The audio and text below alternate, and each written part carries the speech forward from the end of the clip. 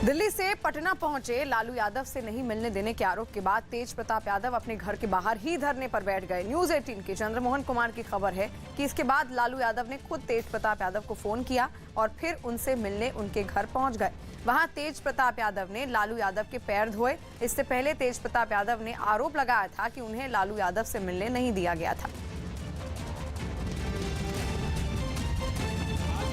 दूध का दूध और पानी का पानी हो गया पूरी तरीके। और हमारा मांग ये था कि हमारे पिता बस 10 मिनट के लिए ही 2 मिनट के लिए ही गाड़ी ही में बैठे फिर अपना चले जाएं और कम से कम आ जाएं। और ये हमारी आधी लड़ाई का पूरा आधा हमने जीतने का काम किया। पूरे तरीके से लड़ाई नहीं आएंगे। कुछ लोग ये कह रहे थे लालू जी लड़ाई को हमने जीतने का काम किया है।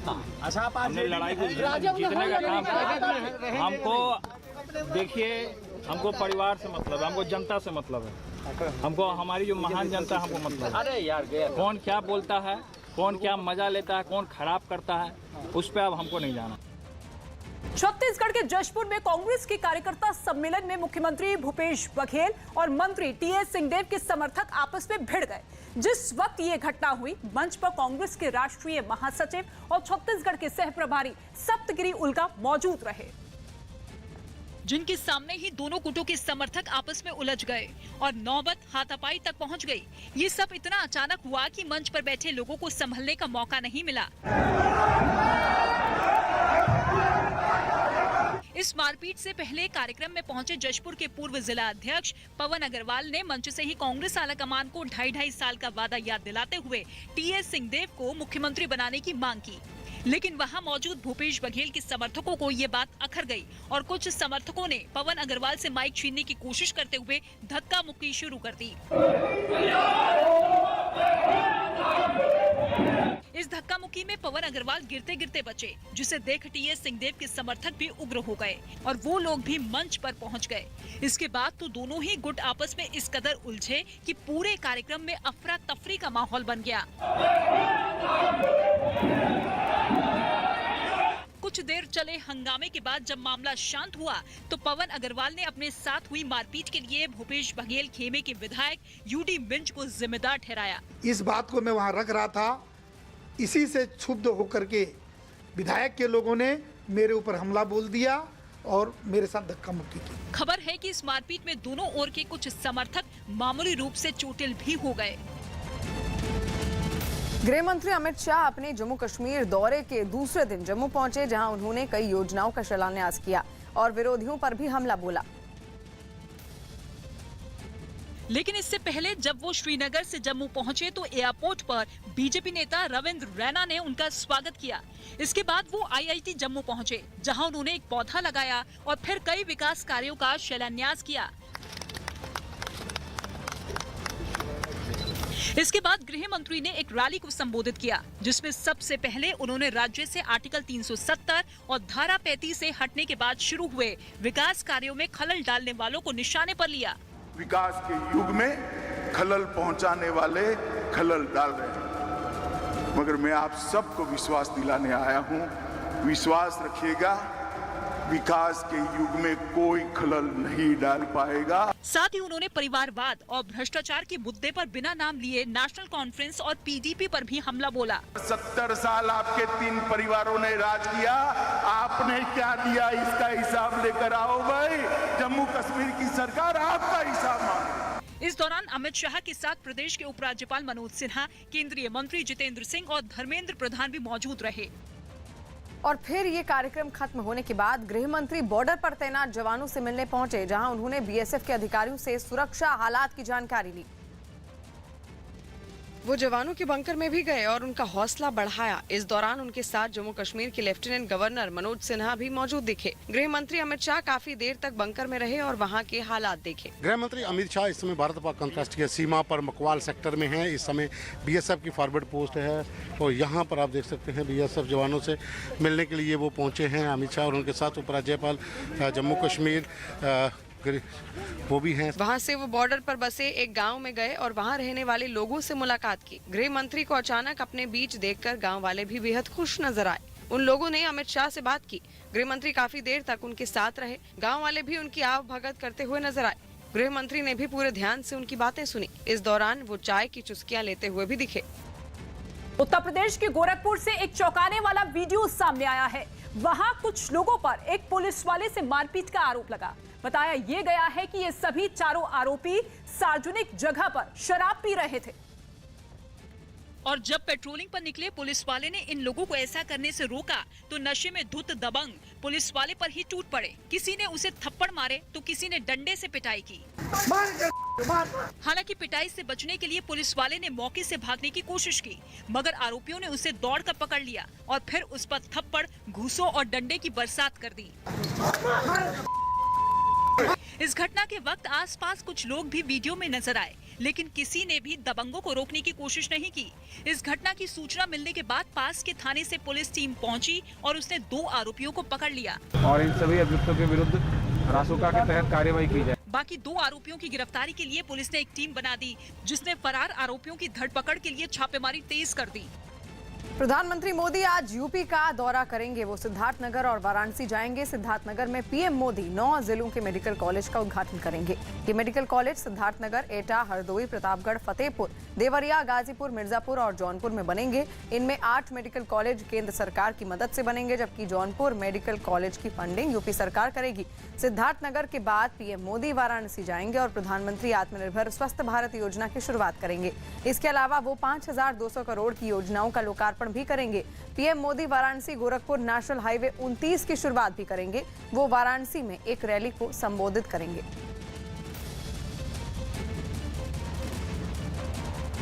वाराणसी में प्रधानमंत्री नरेंद्र मोदी आत्मनिर्भर स्वस्थ भारत योजना की शुरुआत करेंगे।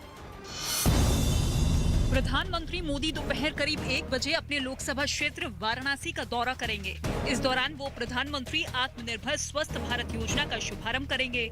हालांकि इससे पहले पीएम मोदी सिद्धार्थनगर भी जाएंगे, जहां से वो राज्य में बने 9 मेडिकल कॉलेजों की शुरुआत करेंगे। एक्टर रजनीकांत को 51वां दादा साहब फाल्के अवार्ड सोमवार को दिया जाएगा। उन्हें भारतीय सिनेमा में शानदार प्रदर्शन के लिए ये सम्मान दिया जा रहा है। यूपी सरकार ने पंचायत चुनाव में ड्यूटी के दौरान कोरोना से जान गंवाने वाले कर्मचारियों के परिवार वालों को 30-30 लाख रुपए, जबकि स्वास्थ्य कर्मियों के परिवार वालों को 50-50 लाख देने का ऐलान किया। केंद्रीय गृह राज्य मंत्री नित्यानंद राय ने दिल्ली पुलिस के अमृत रन को हरी झंडी दिखाई। इस दौड़ को आजादी का अमृत महोत्सव अभियान के तहत रवाना किया गया। मध्य प्रदेश की बड़वाहा सीट से कांग्रेस विधायक सचिन बिरला बीजेपी में शामिल हो गए। उन्हें राज्य के मुख्यमंत्री शिवराज सिंह चौहान ने पार्टी में शामिल करवाया। उत्तराखंड में हाल ही में हुई भारी बारिश और तबाही के मुद्दे पर सियासी घमासान शुरू हो गया।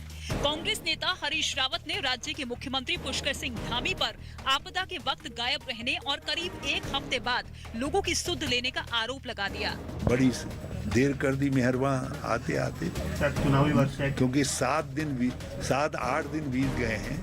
हरीश रावत के इस बयान पर खुद मुख्यमंत्री पुष्कर सिंह धामी ने पलटवार किया। हरीश रावत जी को स्वयं देखना चाहिए कि वो पिछले 5-6 दिनों से तो स्वयं गायब थे और किसी भी समाज के, किसी प्रदेश के, किसी देश के नौजवान लोग अच्छा काम करते हैं तो उनको खुश होना चाहिए था। T20 वर्ल्ड कप 2021 के सुपर 12 स्टेज में पाकिस्तान ने भारतीय टीम को 10 विकेट से हरा दिया। टॉस हारकर पहले बल्लेबाजी करते हुए भारतीय टीम ने कप्तान विराट कोहली के अर्धशतक की बदौलत पाकिस्तान के सामने 152 रनों का लक्ष्य रखा। पाकिस्तान ने कप्तान बाबर आजम और मोहम्मद रिजवान के अर्धशतकों की बदौलत 17.5 ओवर में लक्ष्य को हासिल कर लिया। भारत का अगला मुकाबला 31 अक्टूबर को न्यूजीलैंड से होगा। T20 वर्ल्ड कप में किसी को उम्मीद नहीं थी कि पाकिस्तान की टीम भारतीय टीम को बहुत बुरी तरह हराएगी, क्योंकि मुकाबले से पहले हर कोई ये चाह रहा था कि लगातार जो जीत का सिलसिला है भारतीय टीम वो बरकरार रखेगी, कोहली की सेना आग उगलेगी। लेकिन जो देखने को मिला वो वाकई भारतीय फैंस इसे बचा नहीं पाएंगे, क्योंकि भारतीय फैंस को निराशा हाथ लगी है। 10 विकेट से पाकिस्तान ने भारत को हराया है T20 के मुकाबले में। अब अगला मुकाबला जो न्यूजीलैंड से, अगर टीम इंडिया उस मुकाबले में हार जाती है तो वो फिर वर्ल्ड कप से बाहर हो जाएगी। ऐसे में अब न्यूजीलैंड के खिलाफ जो मुकाबला है वो टीम इंडिया के लिए करो या मरो का मुकाबला है। वहाँ टीम इंडिया को जीतना होगा और आज पाकिस्तानी फैंस काफी खुश हैं इस मुकाबले के बाद, और उम्मीद ये है कि जब भारतीय टीम और पाकिस्तान की टीम ये दोनों हम चाह रही हैं कि एक बार फिर फाइनल में दोनों एक दूसरे के आमने सामने हो। इस वक्त हमारे साथ सुशील थरूर जी हैं। सुशील जी, मैच आपने देखा, बैड लग रहा इंडिया का, क्या कहेंगे आप? बैड लक सिर्फ नहीं यार, हमें तो बिल्कुल आउट क्लास कर दिए ना। आप देखिए 10 विकेट से खो जाना ये छोटी सी बात नहीं है, बहुत बड़ा हार है। कहाँ लगा कोहली, कहाँ लैक कर गई टीम? नहीं, शुरुआत में टॉस खो जाने से ही शायद हमारी गेम में काफ़ी तकलीफ आ गई। हिमाचल प्रदेश के लाहौल स्पीति में घूमने गए 50 से ज्यादा सैलानियों को सही सलामत बचा लिया गया है। ये सभी लोग वहां खराब मौसम और बर्फबारी के बाद फंस गए थे, जिसकी सूचना मिलने के बाद प्रशासन की ओर से इन पर्यटकों की मदद के लिए एक टीम भेजी गई, जो बर्फ से ढके रास्तों और पहाड़ों को पार कर इन लोगों तक पहुंची और फिर रेस्क्यू ऑपरेशन शुरू किया। लेकिन ये काम इस टीम के लिए इतना आसान नहीं रहा, क्योंकि बर्फ की वजह से रास्तों पर फिसलन और खड़ी चढ़ाई से सैलानी पस्त पड़ चुके थे। मगर राहत टीम ने भी हार नहीं मानी और सभी पर्यटकों को सुरक्षित बर्फ से निकाल लिया गया। शाबाश शाबाश, पहुंच गए अब आप। इसके बाद इन लोगों को एक कैंप में लेकर आया गया, जहां कुछ महिलाओं के एक संगठन ने इन सैलानियों को ठंड से बचाने के लिए आग और खाने पीने का इंतजाम किया। लोकसर की महिला मंडल वालों ने उनके लिए खाना, चाय वगैरह सारा हम लोगों ने यहाँ पे बनाई है। सैलानियों की हालत में सुधार होने के बाद सभी को छोटी बसों में बैठाकर उनके घर रवाना कर दिया गया। घर जाने की खुशी इन लोगों के चेहरे पर साफ नजर आई। एनसीबी आज अनन्या पांडे से फिर पूछताछ करेगी। शुक्रवार को 4 घंटे पूछताछ करने के बाद अनन्या का आज फिर उसे पूछताछ के लिए बुलाया गया है। अनन्या से आज फोन और लैपटॉप से मिले सुरागों के आधार पर पूछताछ होगी। एनसीबी को आर्यन और अनन्या की चैट मिली है, जिसमें ड्रग्स का जिक्र है। हालांकि अनन्या ने ड्रग्स चैट से इनकार किया और दावा किया कि उन्होंने कभी भी ड्रग्स का सेवन नहीं किया है। ड्रग्स मामले में अभिनेत्री अनन्या पांडे से आज नारकोटिक्स कंट्रोल ब्यूरो तीसरी बार पूछताछ करेगी। इस पूछताछ के लिए नारकोटिक्स कंट्रोल ब्यूरो ने 11 बजे आज उन्हें एनसीबी दफ्तर में हाजिर होने के लिए कहा है। मैं इस वक्त मौजूद हूं अनन्या पांडे के बांद्रा स्थित घर पर, जहां से अब से कुछ देर बाद इसी मोनिशा अपार्टमेंट से अनन्या पांडे जो है वो एनसीबी दफ्तर के लिए निकलेंगी। पिछली पूछताछ के दौरान समीर वानखेड़े जो जॉइंट डायरेक्टर हैं, उन्होंने अनन्या पांडे को काफ़ी फटकार लगाई थी और कहा था कि जिस वक्त बुलाया जाए उसी समय आप एनसीबी दफ्तर आएँ। ये आपका कोई प्रोडक्शन हाउस नहीं है जो जब मन करे तब आएँ। इसलिए आज उन्हें 11 बजे का वक्त जो है पेश होने के लिए दिया गया है। एनसीबी आज उनसे तीसरी बार पूछताछ करेगी। ये पूछताछ जो है सिर्फ अब आर्यन खान की ड्रग्स चैट को लेकर नहीं, बल्कि कई सारे फाइनेंशियल ट्रांजैक्शन को लेकर अब पूछताछ होने वाली है। इतना ही नहीं, जो अनन्या के साथ गैजेट्स हैं जिसे नारकोटिक्स कंट्रोल ब्यूरो ने कुछ दिन पहले जो है जब्त किए थे, उसे फॉरेंसिक जांच के लिए भेजा गया है, उसके आधार पर भी पूछताछ होगी। तो फिलहाल इस पूरे मामले में यही है कि आज अनन्या पांडे जो है तीसरी बार नारकोटिक्स कंट्रोल ब्यूरो के सामने पेश होंगी। 11 बजे का वक्त दिया गया है और इस दौरान उन्हें पेश होना होगा, क्योंकि ज्वाइंट डायरेक्टर ने उन्हें पिछली जो पूछताछ के दौरान चेतावनी दी थी कि जब टाइम दिया जाए तभी आप आइए, लेट करके मत आइए। तो कहीं ना कहीं फटकार जो लगाई थी, उसके चलते उम्मीद ये जताई जा रही है कि आज तीसरी बार जब पूछताछ होगी तो अनन्या पांडे समय से अपने घर से निकलेंगी और एनसीबी दफ्तर में पेश होंगी। रूस और ताजिकिस्तान की सेनाओं ने एक साथ अभ्यास किया। यह अभ्यास ताजिकिस्तान के मोमीराक फायरिंग रेंज में किया गया, जो अफगानिस्तान की सीमा से करीब 20 किलोमीटर की दूरी पर मौजूद है। लिहाजा भविष्य में होने वाले खतरों से निपटने के मकसद से यह अभ्यास किया गया, जिसमें रूस और तजाकिस्तान की सेनाओं ने अपना दमखम दिखाया। इस अभ्यास में मल्टी बैरल रॉकेट लॉन्चर और तोपों को शामिल किया गया, जिनसे टारगेट पर इतना गोला बारूद बरसाया गया कि मोमीराक फायरिंग रेंज थर्रा उठा।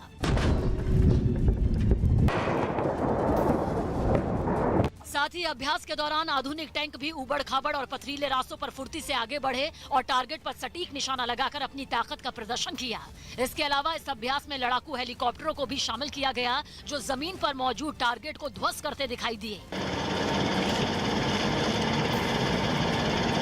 जबकि जमीन पर मौजूद दोनों सेनाओं के जवान फायरिंग रेंज में मौजूद टारगेट पर मोर्टार दाग कर अपनी तैयारियों को परखते नजर आए। एक सप्ताह तक चलने वाले इस अभ्यास के पहले चरण में 700 से ज्यादा तोप, टैंक, रॉकेट लॉन्चर और लड़ाकू हेलीकॉप्टर को शामिल किया गया। इस पूरे अभ्यास की दोनों ही सेनाओं के बड़े अधिकारियों ने निगरानी की और अभ्यास खत्म होने के बाद दोनों सेनाओं के जवानों ने तालियां बजाकर एक दूसरे का हौसला बढ़ाया। प्रधानमंत्री ने मन की बात कार्यक्रम में 100 करोड़ डोज को बड़ी सफलता बताया। प्रधानमंत्री नरेंद्र मोदी ने कार्यक्रम मन की बात के जरिए देश को संबोधित किया।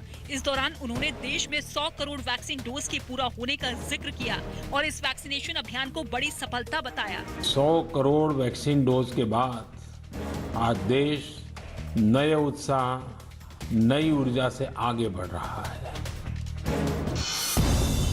दिल्ली में सुबह से 28 अक्टूबर के बीच आर्मी कमांडर्स कॉन्फ्रेंस होगा।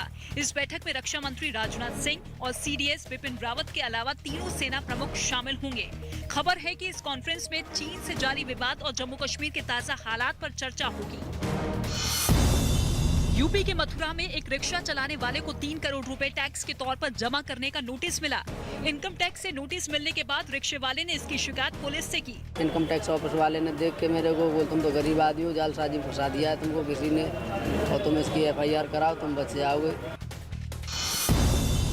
लद्दाख के कारगिल में 4.2 तीव्रता के भूकंप के झटके महसूस किए गए। यूपी के मुख्यमंत्री योगी आदित्यनाथ ने भदोही में 373 करोड़ रुपए की योजनाओं का शिलान्यास और उद्घाटन किया। इसके अलावा उन्होंने सरकार की दूसरी योजनाओं से फायदा उठाने वाले लोगों को सर्टिफिकेट भी दिया। भारतीय जनता पार्टी नेतृत्व की सरकार ने बखूबी सभी क्षेत्रों में कार्य किया है।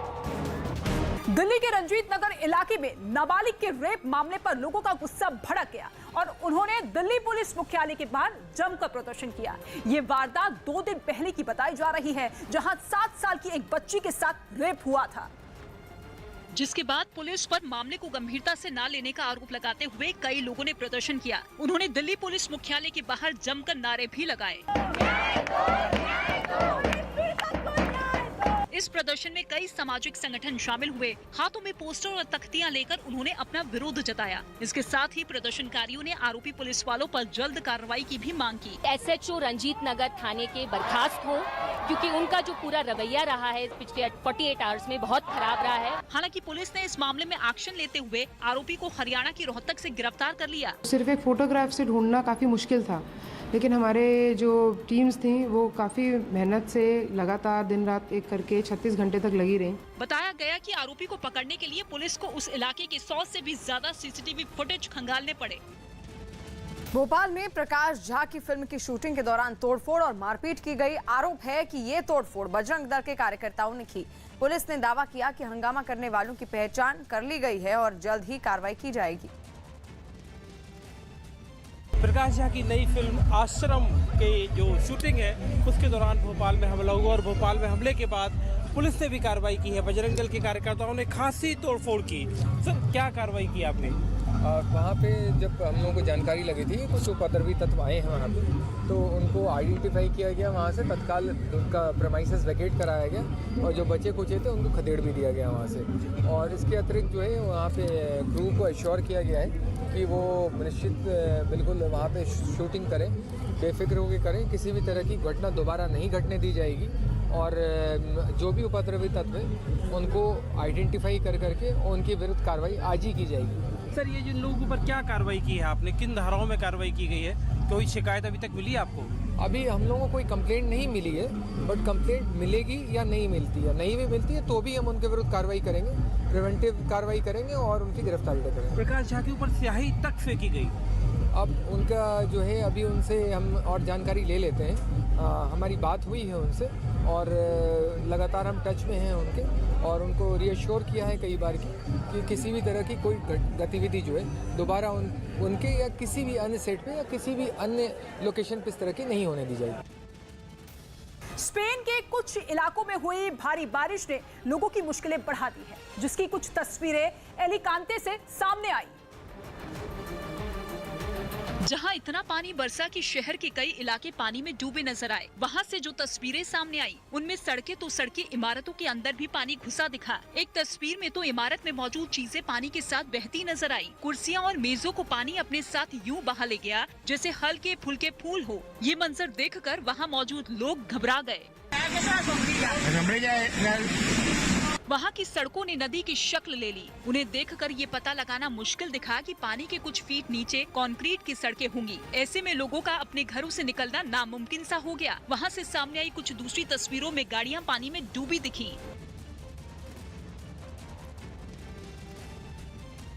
आर्यन खान ड्रग्स मामले की जांच कर रहे मुंबई एनसीबी के जोनल डायरेक्टर समीर वानखेड़े ने मुंबई के पुलिस कमिश्नर को चिट्ठी लिखी है। उन्होंने चिट्ठी में कहा कि उन्हें झूठे केस में फंसाने की साजिश रची जा रही है। समीर वानखेड़े ने चिट्ठी में दावा किया कि कुछ अज्ञात लोग उनके खिलाफ कार्रवाई कर सकते हैं, ऐसे में उनके ऊपर कोई कानूनन कार्रवाई ना हो।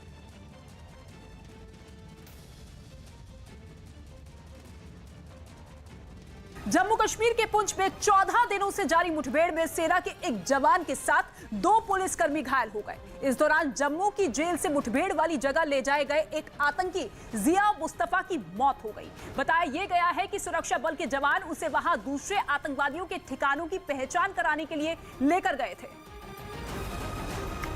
जिसके बाद वहां आतंकियों के साथ लगातार मुठभेड़ चली। गोलियों की तड़तड़ाहट से पूरा इलाका गूंज उठा।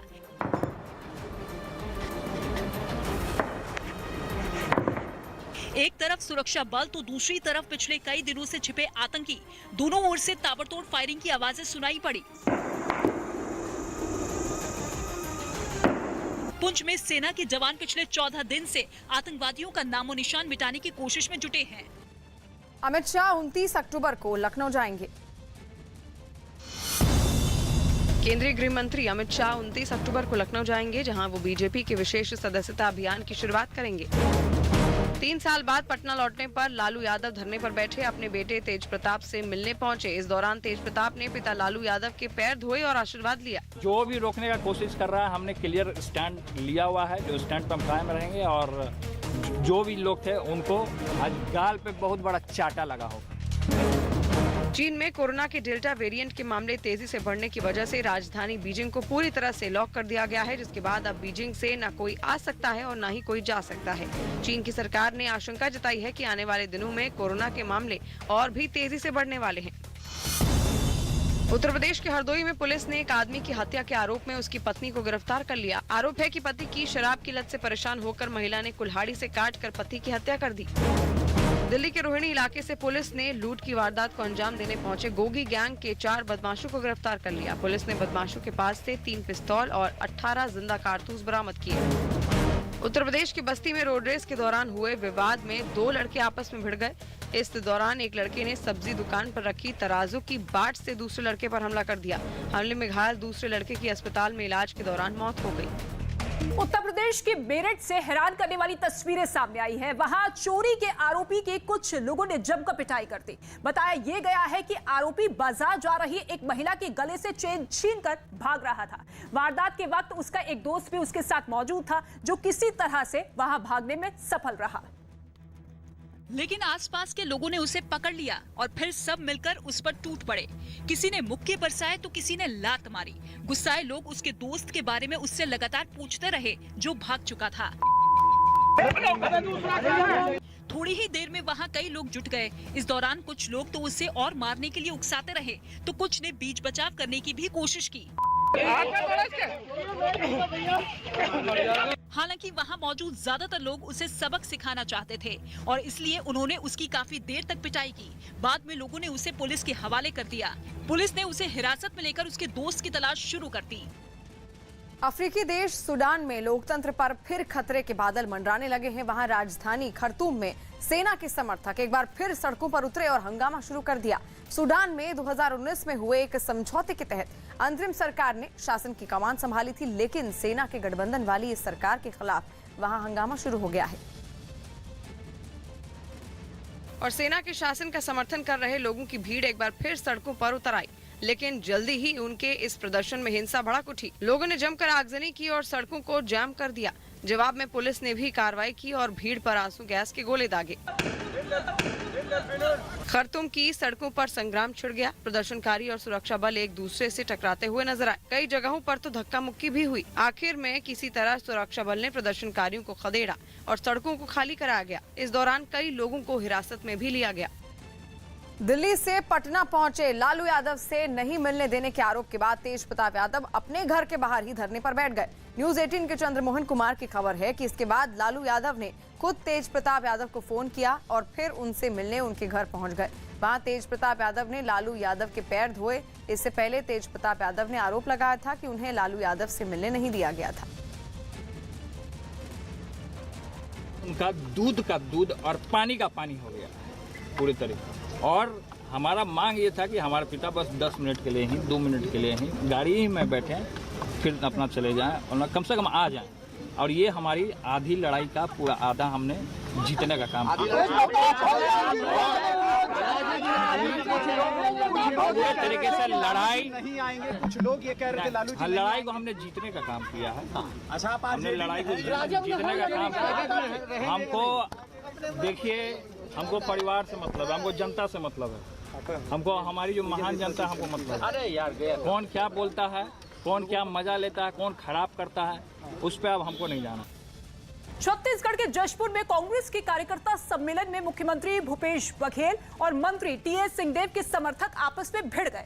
जिस वक्त ये घटना हुई, मंच पर कांग्रेस के राष्ट्रीय महासचिव और छत्तीसगढ़ के सहप्रभारी सप्तगिरी उल्का मौजूद रहे, जिनके सामने ही दोनों गुटों के समर्थक आपस में उलझ गए और नौबत हाथापाई तक पहुंच गई। ये सब इतना अचानक हुआ कि मंच पर बैठे लोगों को संभलने का मौका नहीं मिला। इस मारपीट से पहले कार्यक्रम में पहुंचे जशपुर के पूर्व जिला अध्यक्ष पवन अग्रवाल ने मंच से ही कांग्रेस आलाकमान को 2.5 साल का वादा याद दिलाते हुए टीएस सिंहदेव को मुख्यमंत्री बनाने की मांग की। लेकिन वहां मौजूद भूपेश बघेल के समर्थकों को ये बात अखर गई और कुछ समर्थकों ने पवन अग्रवाल से माइक छीनने की कोशिश करते हुए धक्का मुक्की शुरू कर दी। इस धक्का मुक्की में पवन अग्रवाल गिरते गिरते बचे, जिसे देख टीएस सिंहदेव के समर्थक भी उग्र हो गए और वो लोग भी मंच पर पहुंच गए। इसके बाद तो दोनों ही गुट आपस में इस कदर उलझे कि पूरे कार्यक्रम में अफरा तफरी का माहौल बन गया। कुछ देर चले हंगामे के बाद जब मामला शांत हुआ तो पवन अग्रवाल ने अपने साथ हुई मारपीट के लिए भूपेश बघेल खेमे के विधायक यूडी मिंज को जिम्मेदार ठहराया। इस बात को मैं वहां रख रहा था, इसी से क्षुब्ध होकर के विधायक के लोगों ने मेरे ऊपर हमला बोल दिया और मेरे साथ धक्का मुक्की की। खबर है कि इस मारपीट में दोनों ओर के कुछ समर्थक मामूली रूप से चोटिल भी हो गए। गृह मंत्री अमित शाह अपने जम्मू कश्मीर के दूसरे दिन जम्मू पहुंचे, जहां उन्होंने कई योजनाओं का शिलान्यास किया और विरोधियों पर भी हमला बोला। लेकिन इससे पहले जब वो श्रीनगर से जम्मू पहुंचे तो एयरपोर्ट पर बीजेपी नेता रविंद्र रैना ने उनका स्वागत किया। इसके बाद वो आईआईटी जम्मू पहुंचे, जहां उन्होंने एक पौधा लगाया और फिर कई विकास कार्यों का शिलान्यास किया।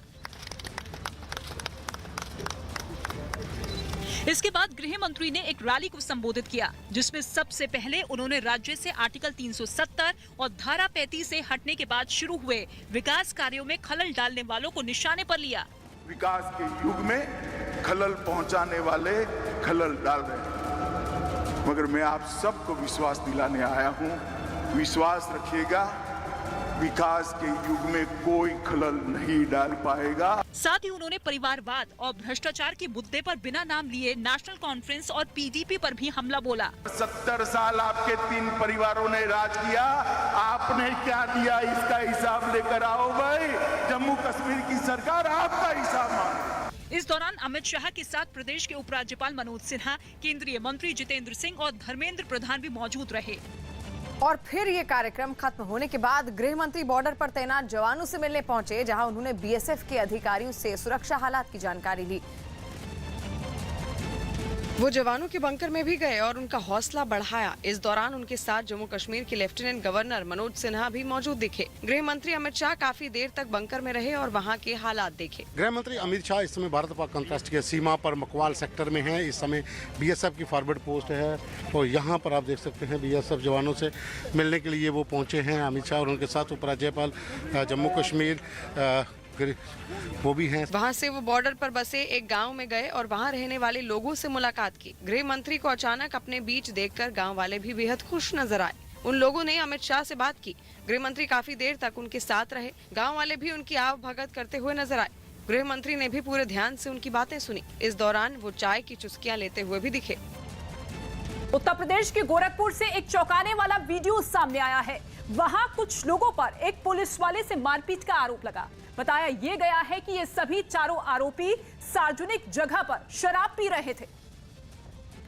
और जब पेट्रोलिंग पर निकले पुलिस वाले ने इन लोगों को ऐसा करने से रोका तो नशे में धुत दबंग पुलिस वाले पर ही टूट पड़े। किसी ने उसे थप्पड़ मारे तो किसी ने डंडे से पिटाई की। हालांकि पिटाई से बचने के लिए पुलिस वाले ने मौके से भागने की कोशिश की, मगर आरोपियों ने उसे दौड़कर पकड़ लिया और फिर उस पर थप्पड़, घूंसों और डंडे की बरसात कर दी। इस घटना के वक्त आसपास कुछ लोग भी वीडियो में नजर आए, लेकिन किसी ने भी दबंगों को रोकने की कोशिश नहीं की। इस घटना की सूचना मिलने के बाद पास के थाने से पुलिस टीम पहुंची और उसने 2 आरोपियों को पकड़ लिया और इन सभी अभियुक्तों के विरुद्ध रासुका के तहत कार्रवाई की जाए। बाकी 2 आरोपियों की गिरफ्तारी के लिए पुलिस ने एक टीम बना दी, जिसने फरार आरोपियों की धरपकड़ के लिए छापेमारी तेज कर दी।